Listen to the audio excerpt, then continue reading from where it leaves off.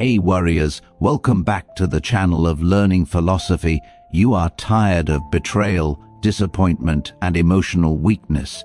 You feel too much, too deeply, for people who wouldn't even bleed a drop for you. Today, I'll give you the structural blueprint Machiavelli used to detach, to control emotion, not kill it.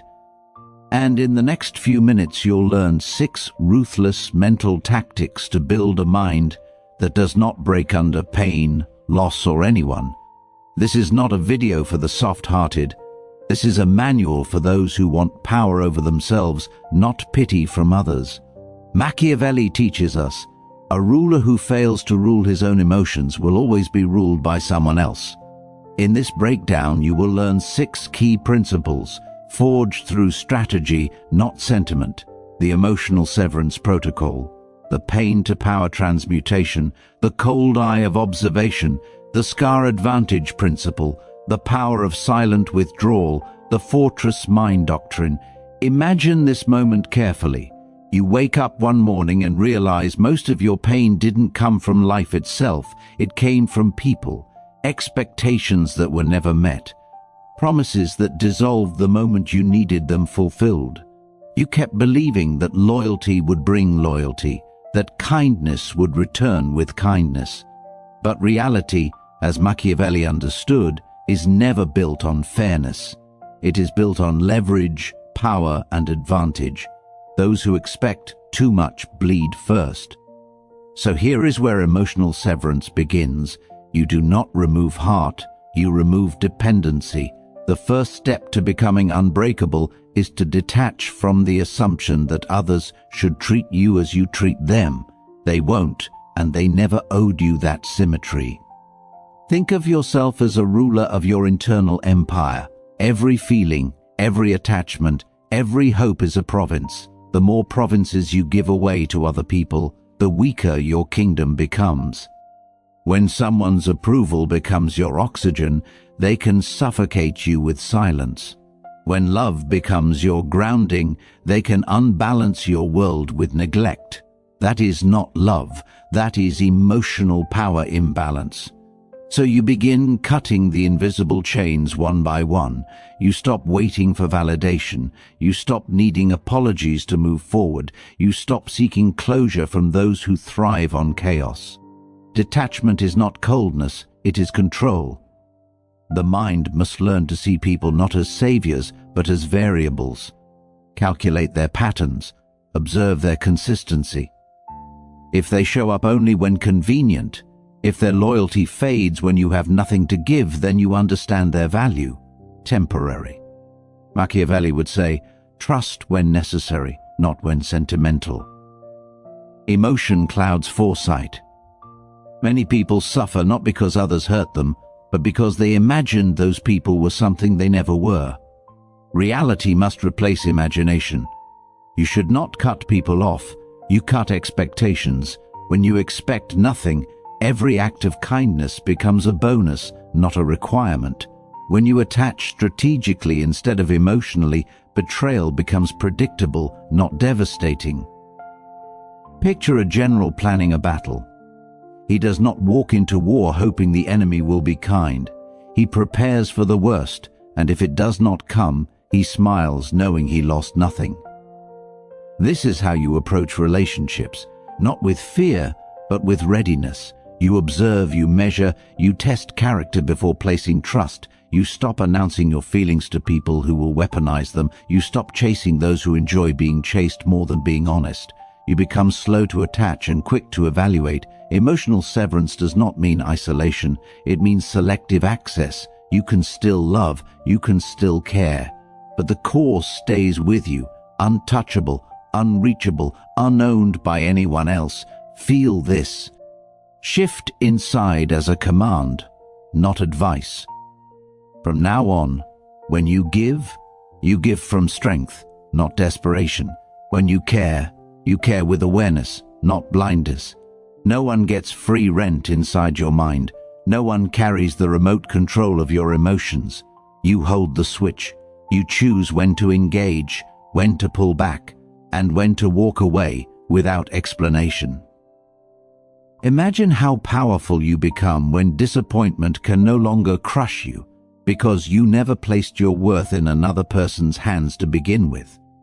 That is emotional severance, not the death of feeling, but the birth of sovereignty. And the moment this mindset settles inside you, you will realize something profound. You were never weak. You were simply trained to expect too much from people who had nothing to give, and now you rise above that old pattern with a new law carved into your mind like stone. Think back to the deepest pain you've ever felt, a betrayal that cracked your trust, a loss that hollowed you out, a moment you stayed awake staring at the ceiling wondering why life hits hardest when you least expect it. Most people try to forget such pain. They bury it, numb it, pretend it never happened. But Machiavelli would never discard pain. He would sharpen it into a blade. He understood that pain is not just suffering, it is information. Every emotional wound is a battlefield report. It tells you who failed you, where you miscalculated, what weakness was exploited. Pain is the raw data of evolution, and the ones who learn from it become dangerous, unshakable, untouchable. Let this sink in. The strongest version of you is built from the ruins of who you used to be. Every heartbreak carved awareness, every failure forged resilience, every loss stripped away illusion. You do not rise in spite of pain, you rise because of it, but only if you process it the Machiavellian way, not emotionally but strategically. When someone hurts you, instead of asking why me, ask what does this reveal? Did you trust too quickly? Did you ignore the red flags because the fantasy felt better than the truth? Did you give more worth than a person could handle? Pain exposes the architecture of your choices. It points to the weak beams that must be reinforced. Imagine logging every painful moment like a general recording war intelligence. The betrayal becomes a lesson in loyalty evaluation. The disappointment becomes proof of someone's true character. The rejection becomes a reminder that your value is independent. Most people replay the moment that hurt them. You replay the lesson behind it.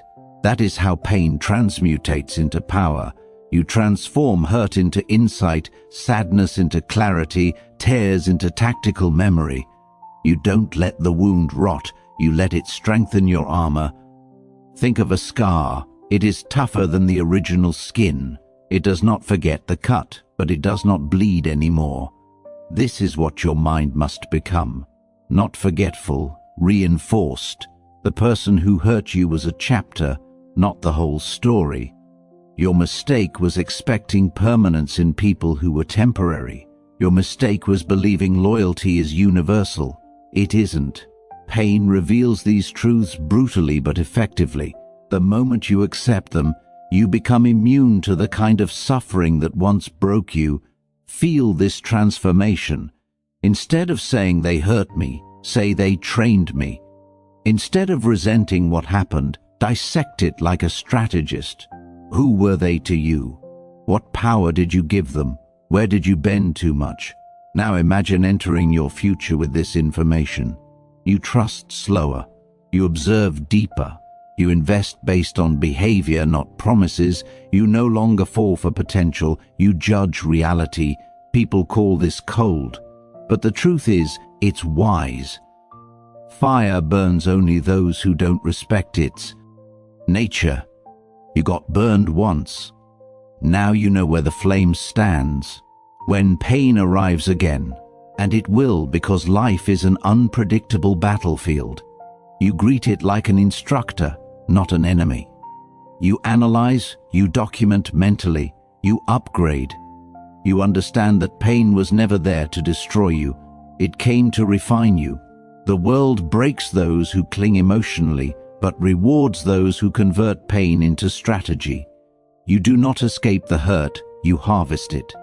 You turn memory into a map so you never walk blind into the same war twice. And one day, you'll look back at the moments that shattered you and realize they were the foundation of the unbreakable version of yourself you're building now.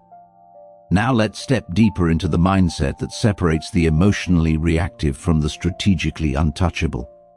Most people live like open windows. Every word, every gesture, every tone of voice blows straight into their emotions and tosses them around.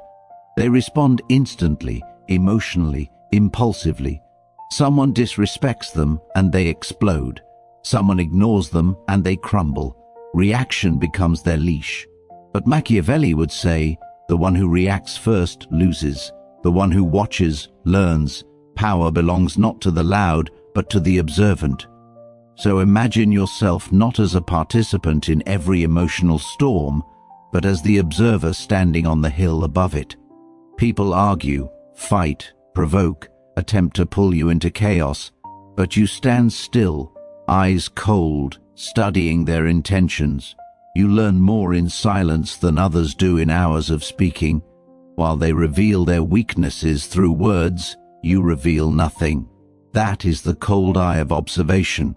The world expects you to respond immediately. Society conditions you to prove yourself, defend yourself, react. But silence is strategy.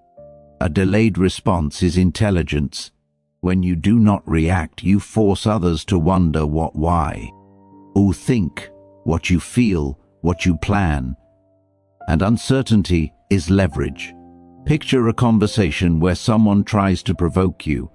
Instead of firing back, you take a breath, observe their tone, assess their motive. Are they looking for dominance, validation, chaos? Instead of giving them the reaction they hunger for, you give them nothing. Watch what happens. Their confidence cracks. Their energy becomes restless. They expose themselves further, trying to pull a response from you. You are no longer playing their game. You are controlling the pace of the interaction, and the one who controls pace controls power. Observation is more than watching with your eyes. It's listening to what is not said, noticing tension, inconsistency, body language.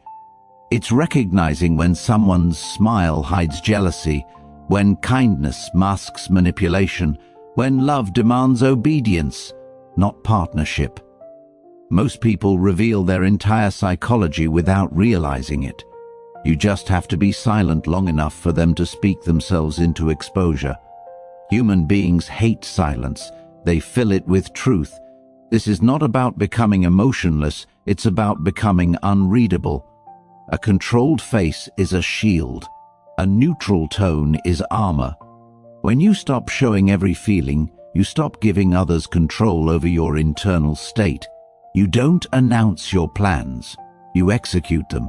You don't justify your decisions, you allow results to do the talking. Machiavelli knew that expressing too much is handing your opponent your playbook. You must observe like a king hiding behind the throne, watching every move in his court, calculating who serves and who schemes. Start practicing this daily. The next time someone triggers you, pause. Let the silence stretch. Notice the way they shift. Notice how tension builds. You are training your nervous system to follow strategy, not impulse. And each time you succeed, you gain a D. Per mastery of yourself. Reaction is emotional slavery. Observation is internal freedom. Because when you see clearly, you cannot be deceived. When you think before speaking, you cannot be manipulated. When you watch more than you reveal, you become unpredictable. And unpredictability is power. People fear what they cannot read, respect what they cannot move, admire what they cannot break. And that is the emotional position you are now stepping into, slowly, deliberately, with the eyes of a strategist instead of the heart of a reactor.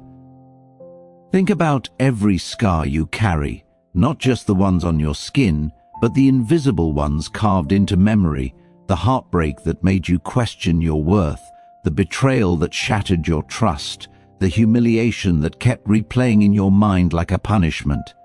These events changed you, hardened you, maybe even made you cynical. But what if I told you they were never weaknesses? They were upgrades. A man who has never been broken cannot claim strength. He only assumes it. Real strength is proven where pain once lived. Your scars are not proof that you were defeated. They are proof that you survived. Machiavelli understood this perfectly. A ruler who has tasted war commands with more authority than one who has only read about it. A person who has walked through fire speaks with a tone that silence respects. You did not gain wisdom from comfort, you gained it from the nights that tore you apart. And now those wounds have closed, tougher than before. But most people hide their scars. They are ashamed of their past. They cover, they suppress, they pretend. They don't realize they are burying the very source of their power. A scar is not a wound. A scar is evidence that a wound no longer controls you. Imagine standing in front of a mirror, and instead of saying I was hurt, you say I endured. Instead of they broke me, you say I rebuilt. You're not the same person you were before that pain happened, and that is precisely the victory. The old version of you may have been naive, too trusting, too eager, too open. Pain stripped that softness away. Pain refined you. Like steel forged in heat, your mind is stronger because it was tested. Weakness was burned off. Illusion was burned off. You didn't lose innocence. You traded it for clarity. There is a moment in every strong person's life when they realize suffering gave them something comfort never could: depth. People who never struggled remain shallow. They crumble at minor obstacles. They fold when life asks for resilience. But you, because of what you lived through, you can withstand more than most. You know what loss tastes like, so you appreciate presence. You know what betrayal feels like, so you watch loyalty with precision. You don't romanticize people, you evaluate them. The pain sharpened your inner vision. This is the scar advantage. You are not damaged goods. You are a warrior wearing silent medals that only those who understand pain can recognize. Every scar is a chapter in a book of survival. And when life challenges you again, and it will, you won't panic the way you once did. The voice inside you is calmer now, colder, wiser. You've been here before. You know the storm.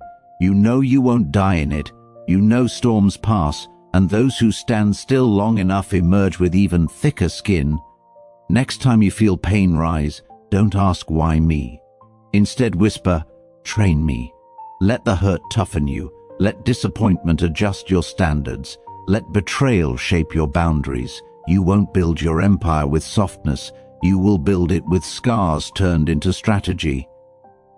You don't need a life free of pain. You need a mind trained by it. Let every wound you've ever felt become another layer of armor. Let every memory become a warning. Let every tear that once fell harden into discipline.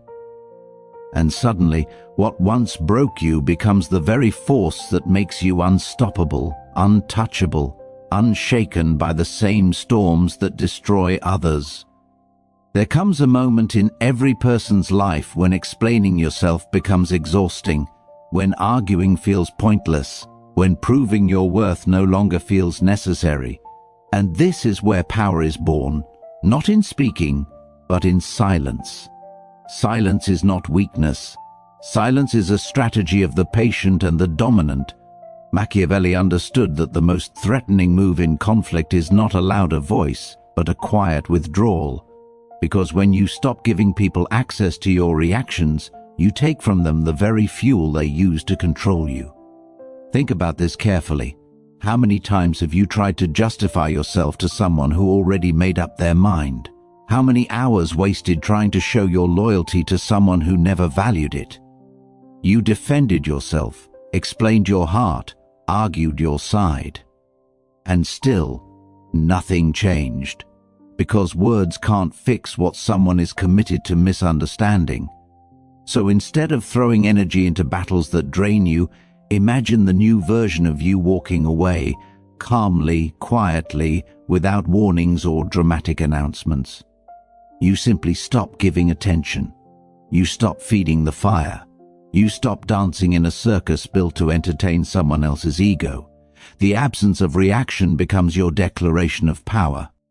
People don't expect silence. They expect explanation, tears, anger, pleading. They expect you to chase. They expect you to fight for closure. But when you don't, when you vanish like a shadow, it unsettles them. They start thinking, they start questioning, they start replaying conversations in their mind, trying to understand what caused the shift. Silence forces introspection. It becomes a mirror that reveals who truly valued you and who only valued your availability. When you walk away without shouting, you give them the burden of all the unspoken words. Withdrawal is not humiliation, it is elevation. You are choosing peace over chaos, dignity over drama. You are stepping out of the storm instead of trying to stop it. And here's what most people don't realize. Presence is a currency. Your time is an investment. Your attention is a reward. Your availability is a privilege. Once you stop giving these things freely, people who took you for granted suddenly feel the lack. The absence of you becomes louder than anything you ever said. Imagine the strength of being able to say nothing, do nothing, and still shift the room. The strategy is simple. When someone disrespects your value, you remove access to it. When someone plays games, you refuse to participate. You do not punish them with anger. You punish them with indifference, because indifference is silent power. You are no longer begging to be understood. You are no longer fighting for a place in someone's life. You have become your own priority. You walk away not to hurt them, but to protect your peace. And something remarkable happens when you master silent withdrawal. You realize how much energy you once wasted. You notice how much calmer your mind becomes. You see clearly who was draining you and who genuinely deserved you. Distance reveals truth. When you step back, the fog clears. You begin to love solitude more than validation. You start enjoying your own company. Silence becomes your ally, not your enemy. It teaches you patience, self-respect, emotional discipline, and slowly you stop chasing people because you now understand that what is meant for you will approach, not run. Withdrawal makes the world come to you instead of you running after it. Now we enter the final stage of emotional dominance, the construction of a mind that operates like a fortress, not a fragile hut shaken by opinion, rejection, or chaos, but a sovereign mental kingdom no one can trespass without permission. Most people try to control the world, but Machiavelli would say, the only true mastery is control over oneself. You cannot stop storms, but you can build a shelter strong enough to stand through them. You cannot stop people from gossiping, leaving, judging, betraying, but you can strip their power by removing their influence over your internal state. A fortress mind is not cold, it is guarded. It does not shut the world out, it filters what enters. Imagine your mind as a castle on a hill. The walls are your boundaries, the gates are your decisions, the soldiers are your habits. No emotion, no person, no memory gets inside unless you allow it. You don't open the gate for every opinion. You don't let criticism pierce you unless it carries truth. You don't let praise inflate your ego unless it aligns with your values. You control entry, you control exit. Most people leave their mental gates wide open. Anyone can walk in and ruin their day. One bad message destroys their confidence. One rejection crushes their identity. A fortress mind does not collapse when threatened. It observes, evaluates, decides, responds only when necessary. This level of strength is built through discipline. You train the mind like warriors train the body, daily, relentlessly. You learn to sit with discomfort, instead of escaping it. You learn to think before speaking, instead of reacting blindly. You learn to detach from emotional impulses and respond with calculated precision. If anger rises, you watch it like a general watching a fire.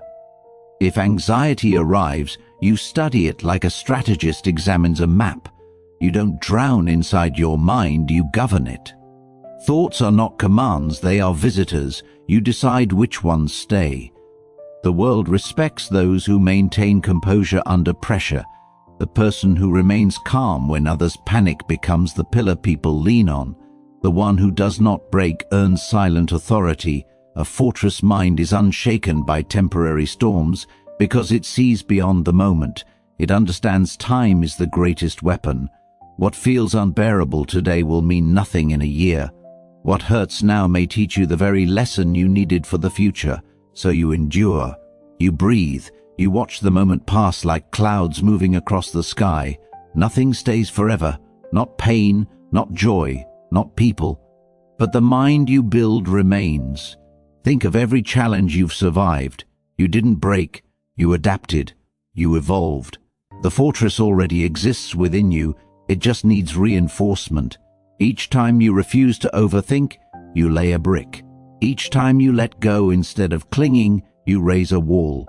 Each time you control your reaction, you strengthen the foundation.